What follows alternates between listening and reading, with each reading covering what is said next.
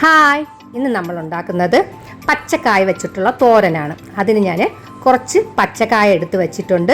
ഇത് നമ്മുടെ തൊടിയിലും വീട്ടിൻ്റെ വളപ്പിലൊക്കെ ഉണ്ടാവുന്നത് തന്നെയാണ്. അത് ഈ നമ്മൾ പഴം പഴിപ്പിക്കുന്നില്ലേ, രസകദളി, അതിൻ്റെ പച്ചക്കായയാണ്. അത് കുറച്ച് ഞാൻ എടുത്ത് വെച്ചിട്ടുണ്ട്. അത് കുറച്ച് നേരം കുഞ്ഞായിട്ട് അരിഞ്ഞ് നമുക്ക് വെള്ളത്തിൽ ഉപ്പിട്ട് കുറച്ച് നേരം വച്ചയ്ക്കാം. അപ്പോഴത്തേക്ക് അതിൻ്റെ കറ ഒന്ന് പോയി കിട്ടും. അതിനാണ് കുറച്ച് നേരം വച്ചയ്ക്കുന്നത്. അത് കഴിഞ്ഞ് ഒരു 2-3 വെള്ളം നമുക്ക് കഴുകിയെടുക്കാം. കഴുകിയെടുത്ത കായ നമുക്കൊരു ചട്ടിയിലാക്കി മഞ്ഞപ്പൊടിയും ഉപ്പും ആവശ്യത്തിന് വെള്ളം ഒഴിച്ച് ചെറുതീയിൽ നമുക്ക് വേവിച്ചെടുക്കാം. അതൊന്ന് അടച്ചിട്ട് നമുക്ക് വേവിച്ചെടുക്കാം.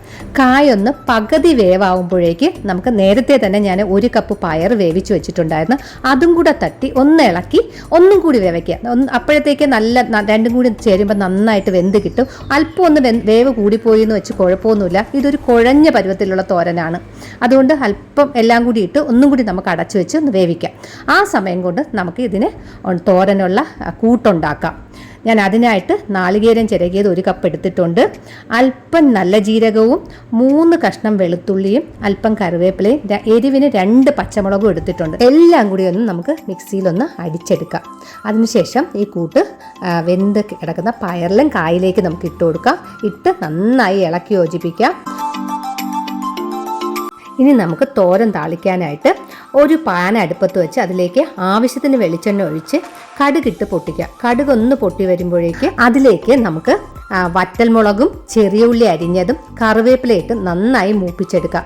ഈ നന്നായി മൂത്ത് കിട്ടിയത് നമുക്ക് തോരനിലിട്ട് നന്നായി യോജിപ്പിച്ചെടുക്കാം.